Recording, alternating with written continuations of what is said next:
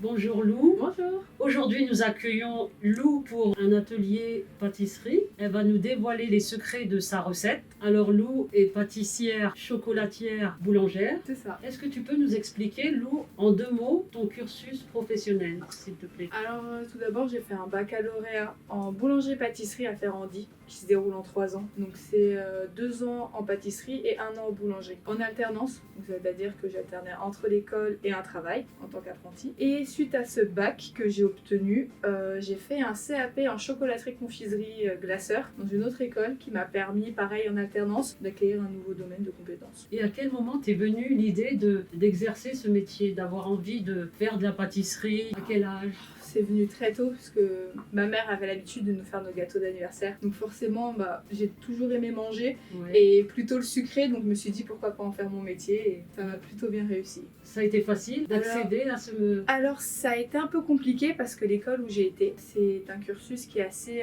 prisé en quelque sorte parce que c'est une bonne école. Donc il faut montrer qu'on est motivé. Mais si on est motivé, c'est simple. Il y a une lourde sélection. C'est ça, il y a une lourde sélection. C'est une sélection qui se fait d'abord par dossier. Et une fois que notre dossier a été retenu, c'est par des entretiens où justement on va pas chercher à regarder les anciennes notes des élèves parce que moi je sortais du collège. C'est plus vraiment la motivation dans laquelle on a fait preuve pendant les cours. C'est beaucoup les notations des professeurs qui comptent. Donc c'est pour ça que la motivation est très importante parce que c'est un métier qui est dur. Encore une petite question. Si des jeunes du service jeunesse ou de partout, si tu avais un conseil à leur apporter, qu'est-ce que tu leur dirais à ces jeunes? Soyez motivés, vraiment plein de passion, c'est ce qui compte le plus. Motivé, c'est vraiment le mot que vous devez retenir parce que c'est un métier qui est compliqué mais qui est exceptionnel. Exigeant aussi. Exigeant aussi. Très exigeant. C'est ça. Une rigueur, il faut avoir une rigueur, C'est je une pense. rigueur. Mais cette rigueur, on vous l'apprend à l'école, donc vous mettez pas la pression. Montrez que vous êtes là pour bosser, pour montrer ce que vous valez et tout va bien se passer. Pour finir, Lou, une dernière petite question. Si des jeunes ont envie de se rendre, de s'inscrire à cette école où tu as suivi tes cours, peux-tu nous rappeler l'adresse, le nom de cet établissement? Alors, j'étais à l'école Ferrandi Paris, qui se trouve dans le 6e. Elle a une branche qui est à Anguin-les-Bains qui propose aussi d'autres formations. Donc il y a leur site internet, vous pouvez aller voir, où il y a beaucoup d'informations aussi. Mais il n'y a pas que Ferrandi, ne vous arrêtez pas à une seule école, il y en a plein d'autres. Le PMT, l'école de la boulangerie-pâtisserie, il y a aussi plein d'autres écoles et donc du coup ne vous arrêtez pas à une seule école. Si on a envie de te suivre, Lou, comment on peut te contacter? Comment on peut te suivre sur les réseaux? Parce que je suppose que tu es active sur les réseaux sociaux. Active est un grand mot, mais j'ai un compte professionnel effectivement, lou.ramael sur Instagram. Et si vous avez des questions, n'hésitez pas à venir me parler en message, me fera un plaisir de vous répondre. Eh ben, merci beaucoup, Lou. Merci beaucoup. Et là, on va démarrer la recette. Et Lou, tu vas nous rappeler qu'est-ce que tu vas nous concocter. Alors, je vais faire des religieuses, café et chocolat. Un grand classique de la pâtisserie, mais qui plaît toujours autant. Ah, ça, c'est sûr. Eh ben, on va démarrer la recette gentiment. Alors là, on va faire la pâte à choux. Rien de plus simple. On va mettre 125 g d'eau avec une pincée de sel à chauffer. Avec le beurre. Alors moi je prends une spatule en plastique pour des raisons d'hygiène, mais une spatule en bois fera très bien l'affaire. Juste pas mettre de plastique parce qu'on doit porter ce mélange à ébullition. La pâte à choux, c'est une pâte qui fait partie des fondamentaux de la pâtisserie et c'est la première chose qu'on vous apprendra à l'école. Ça peut paraître compliqué, mais quand c'est bien expliqué et qu'on a compris comment fallait faire, ça devient tout de suite très simple. Donc d'un autre côté, dans un cul de poule, vous peserez 75 g de farine qui viendra après et 125 g d'œufs qu'on aura battu, d'accord, avant. Il ne faut pas que l'œuf soit entier, il faut vraiment qu'il soit battu, ce sera beaucoup plus simple pour vous.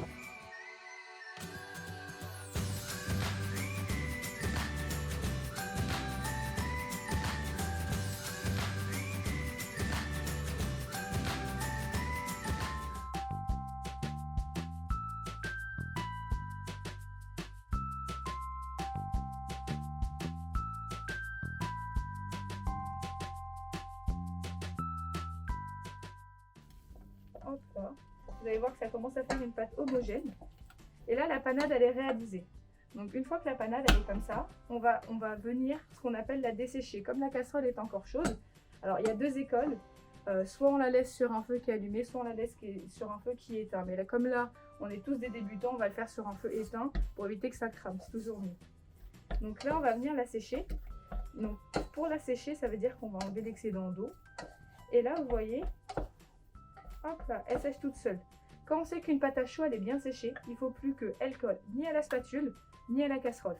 Et là, il n'y a aucun des deux qui se produit. Donc là, on va venir prendre l'œuf qu'on a battu. Donc il y a 125 grammes. Il faut savoir que dans une pâte à choux, c'est en fonction de la texture de la pâte à choux qu'on va rajouter tout l'œuf ou pas. C'est pour ça qu'il faut être très délicat, on ne met pas tout d'un coup. Donc on commence à verser la moitié. Et là, on vient mélanger. Il n'y a pas de sens de mélange, juste vérifier à ne pas en mettre partout. Alors là, c'est la partie la plus délicate parce que, comme vous pouvez le voir, à l'intérieur, tout se délie. Ça a une texture pas très jolie, ça donne pas très envie, mais vous inquiétez pas. C'est normal. Donc il faut mélanger jusqu'à ce que tout soit bien homogène. Donc là, vous voyez, ça commence un peu à devenir homogène. Il faut continuer vraiment. Normal, si ça prend un peu de temps, il n'y a pas de problème. N'hésitez pas à être énergique. Et là, vous voyez, la texture, elle n'est pas du tout bonne. Pas élastique, c'est une grosse pâte, donc on rajoute toujours de l'œuf. Donc pareil que l'autre, on ne met pas tout d'un coup, on vient remettre la moitié de ce qui nous reste et on reprend. On mélange jusqu'à ce que tout soit homogène, qu'il n'y ait pas de petits paquets de pâte de côté et que tout l'œuf soit bien mélangé à la pâte. Là vous voyez, on commence déjà à avoir quelque chose de beaucoup plus lisse, beaucoup plus élastique. C'est vraiment la texture qu'on recherche, voilà, beaucoup plus élastique. Mais là, par exemple, je vois qu'il manque un peu d'œuf parce que la pâte à choux, elle est censée briller. Là, elle est un peu terne, c'est-à-dire qu'on rajoute un peu d'œuf. Si vous n'êtes pas sûr à ce stade-là, ne rajoutez pas d'œuf. Mieux vaut pas assez que trop. Comme ça, vous êtes sûr de ne pas rater. S'il reste de l'œuf à la fin, c'est pas grave. L'œuf n'est pas perdu, on l'utilisera pour dorer les choux juste après. Vraiment, la pâte à choux, quand il y a une recette avec un grammage d'œuf ou un nombre d'œufs, ne mettez vraiment jamais tout d'un coup. Jusqu'à ce qu'on ait la bonne quantité.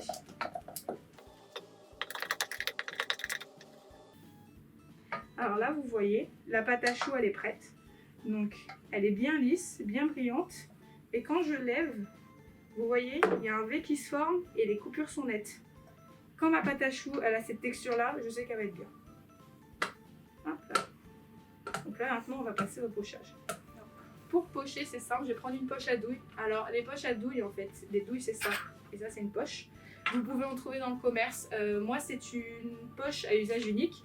Mais dans le commerce, vous pouvez retrouver des poches à douille réutilisables où il y aura des douilles qui seront vendues avec. Donc là, comme là, on va faire des religieuses, il nous faudra deux douilles de taille différentes. Donc une plus grosse pour les corps et une plus petite pour les têtes. Et on va utiliser la même poche. Donc, on met la douille la plus grande qui est un diamètre 15.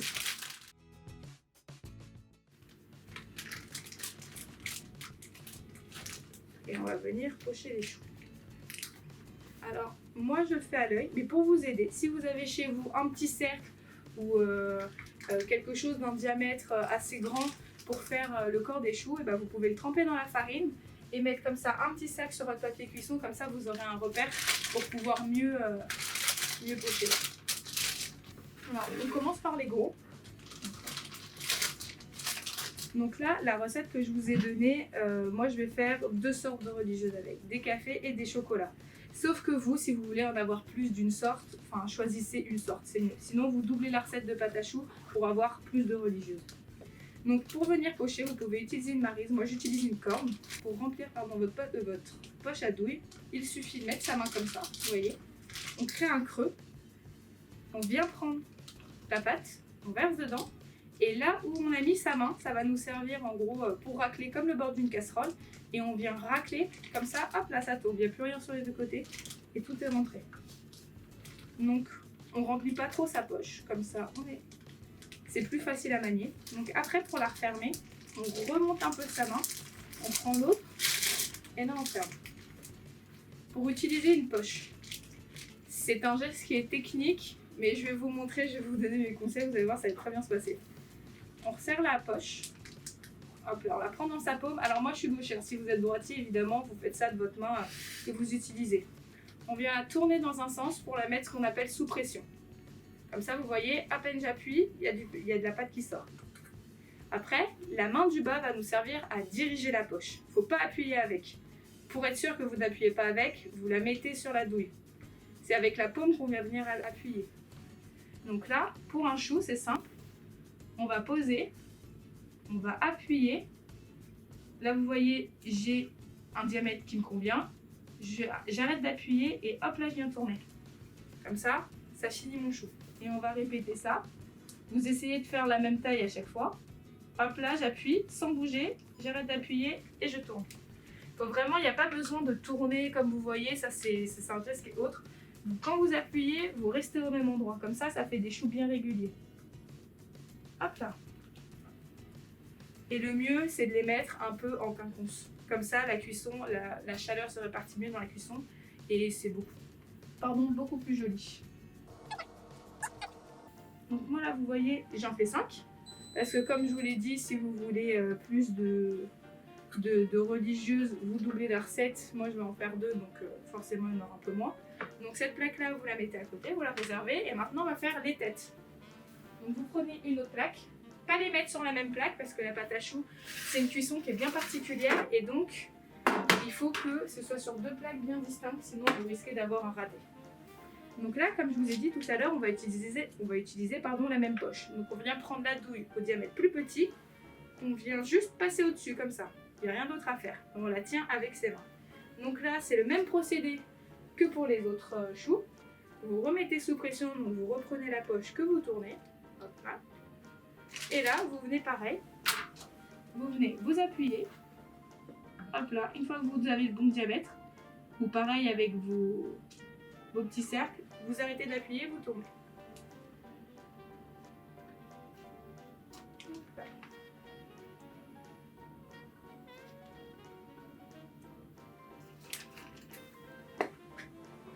S'il y a des bulles d'air, comme vous venez, je ne sais pas si vous avez vu, il y a une petite bulle d'air, ça crée un petit trou dans mon chou, mais c'est pas grave, on rattrape ça en rajoutant un tout petit peu de pâte à choux au-dessus. Voilà, problème réglé. Donc là, pour venir la remplir, pour que ce soit plus simple et qu'il n'y ait pas de pâte qui coule, vous venez la vider entièrement dans votre casserole. Vous appuyez, hop, et vous faites la même chose. Vous la rouvrez. Hop là. Avec votre main en bas, vous vous servez pour rouvrir.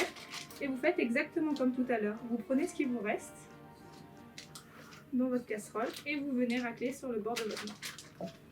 Après, vous appuyez pour que ça vienne jusqu'à la douille. Hop là, vous voyez s'il y a un petit truc. Et là, pareil, vous remettez sous pression. Même chose que tout à l'heure. Donc là, il me reste un peu de pâte à chaud, donc ça va me permettre d'équilibrer.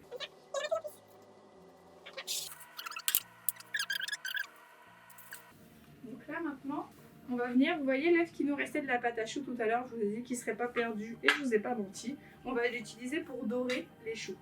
Alors c'est pareil, on peut utiliser aussi ce qu'on appelle en pâtisserie du beurre clarifié.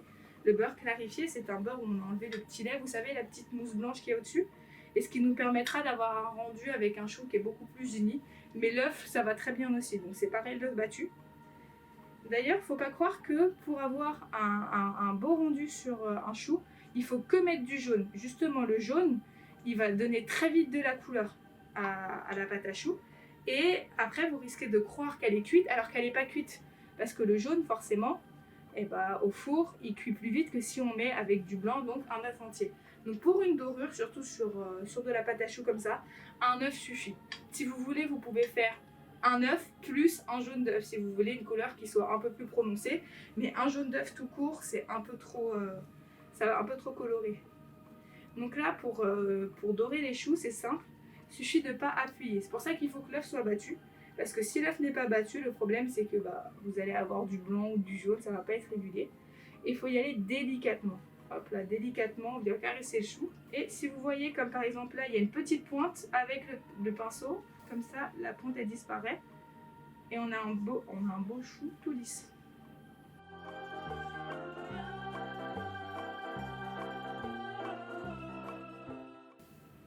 Donc en fonction de votre four, vous le mettez en TH6, c'est-à-dire le 6e programme de votre four, à 180 degrés. Vous le mettez à préchauffer et une fois qu'il est chaud, eh bien, vous mettez les choux à l'intérieur. Pour les petits choux, c'est exactement pareil. Sauf que, comme c'est plus petit, j'ai juste besoin de prendre mon pinceau comme ça et je viens taper. Hop là, et c'est fini. Il n'y a pas besoin de mettre trop de dorure, vous voyez, je tape mon pinceau et je racle. Parce que si on en met trop, après c'est pareil que avec du jaune, il va y avoir trop de dorure, le chou va colorer très vite et on va penser qu'il est cuit alors que pas du tout. Hop là. Si votre four n'est pas chaud, vous dorez les choux. Vous les laissez pas à l'air libre et puis après vous les dorez avant de les mettre au four. Parce que sinon il y a une couche qui va se former, qui va être créée au contact de l'air et après quand votre chou il va gonfler au four, il va craquer de partout, il sera pas beau, il sera pas rond. Donc là je vais lancer la crème pâtissière. Donc la crème pâtissière c'est pareil, c'est un des fondamentaux de la pâtisserie. C'est très simple, franchement vous allez arriver, surtout que je vais tout vous expliquer. Donc la crème pâtissière, il n'y aura plus aucun secret pour vous. Donc on va mettre le lait à chauffer. Donc là, comme je vous ai dit, je vais faire 2 recettes de crème pâtissière, donc une au chocolat et une au café. Donc là, on va commencer à mettre le lait à chauffer. Voilà, on le fait à feu moyen, comme ça on sera tranquille. Donc là, on va mettre les œufs, d'accord? On va les mélanger avec le sucre. On appelle ça blanchir les œufs. Donc là, on n'hésite pas, on prend le fouet et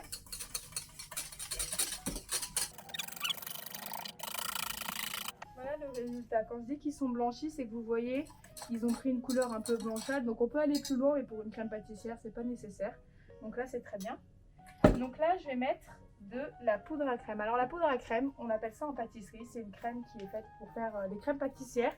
Mais à la maison, vous pouvez mettre la même quantité en amidon. Donc l'amidon, c'est de la maïzena, d'accord?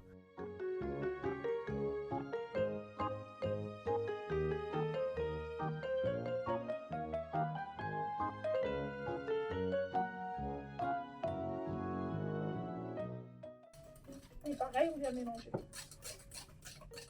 Donc là, on y va un peu plus doucement pour éviter d'en mettre partout.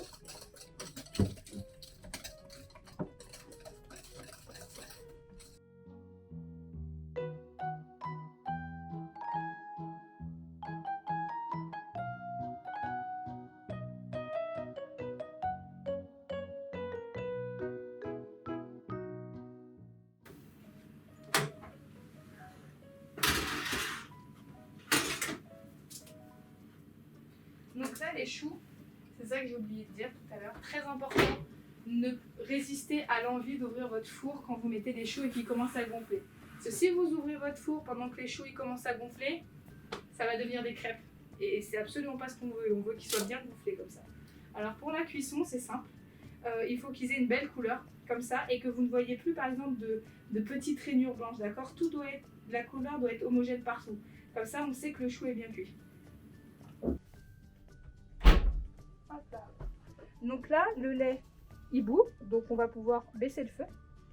Donc on va verser la moitié du lait sur notre mélange œuf, sucre et maïzena. On verse la moitié. Voilà.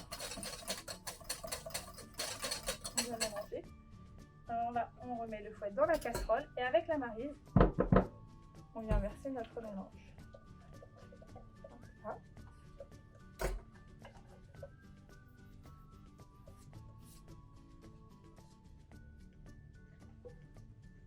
Donc là, on remet sur le feu, d'accord, donc à feu moyen, pareil, et on vient mélanger. Donc pour mélanger, dans n'importe quel sens, c'est bon, vous pouvez tourner, il suffit juste de bien passer le fouet dans tous les coins de la casserole pour pas qu'il y ait l'endroit qui crame. Donc là, le mélange, il va épaissir très naturellement. En fouettant, on incorpore de l'air, donc ça va la rendre un peu plus légère, en quelque sorte. Là, vous voyez, ça commence à épaissir. Voilà, là, ça épaissit bien. Hop là, donc une fois que la crème a cet aspect, c'est-à-dire un bon aspect bien épais, voilà, bien brillant, on peut arrêter le feu. Voilà, et on va continuer à mélanger un petit peu. On appelle ça pasteuriser. Voilà. Donc là, vous avez votre crème, d'accord, la crème pâtissière qui est faite, qui est préparée. Et donc là, on va venir, là c'est pour la crème pâtissière au chocolat. Donc là, on va venir rajouter notre chocolat directement. Voilà. Donc, on attend un peu que ça fonde, donc vous pouvez le laisser comme ça en suspens. Donc là, on va continuer, on va laisser fondre ça un peu avec la chaleur de la crème pâtissière.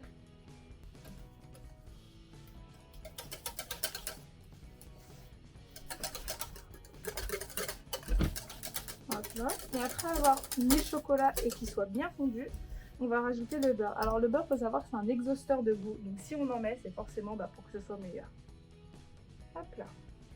Et pareil, on va attendre un peu, on va mélanger un petit peu et on va attendre un peu qu'il fonde tout seul. Et en attendant, je vais sortir les gros choux qui sont sûrement...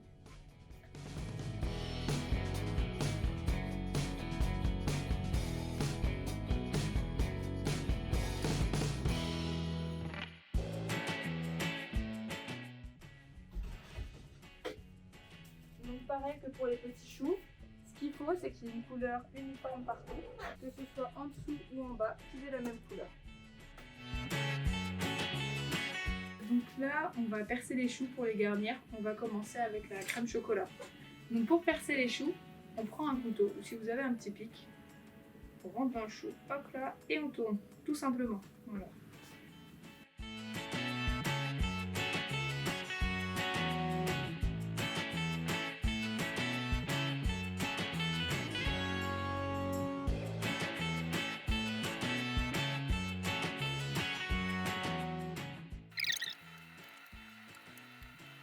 La crème chocolat, on l'a mis dans un saladier, on va venir la détendre. La détendre, c'est-à-dire que comme elle est froide, vous voyez, elle est en bloc. Nous, ce qu'on veut, c'est qu'elle soit lisse. Donc, on la mélange.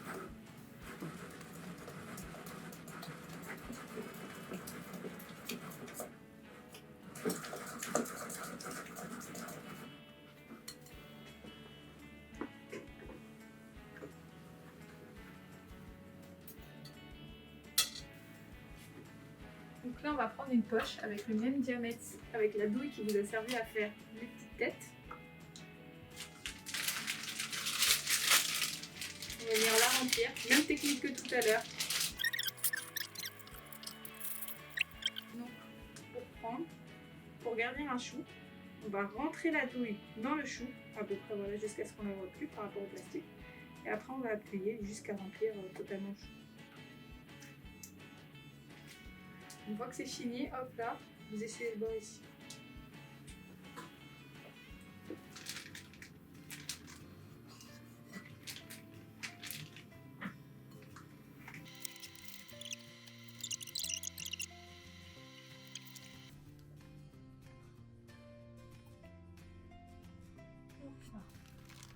Quand il en reste, on va vraiment pousser jusqu'au bout. Pas grave s'il y a des bulles d'air. Là, il en reste forcément dans la douille, donc pour pas perdre, on prend comme ça, comme une seringue, et on appuie.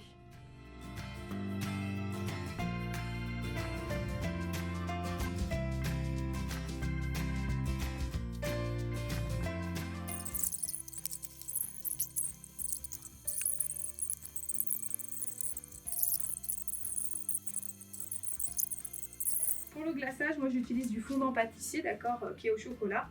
Il faut que le fondant soit à température du corps, donc à peu près à 37, et qu'il ait une texture assez liquide. Donc pour tremper le chou, en fait, on va le prendre à la tête à l'envers.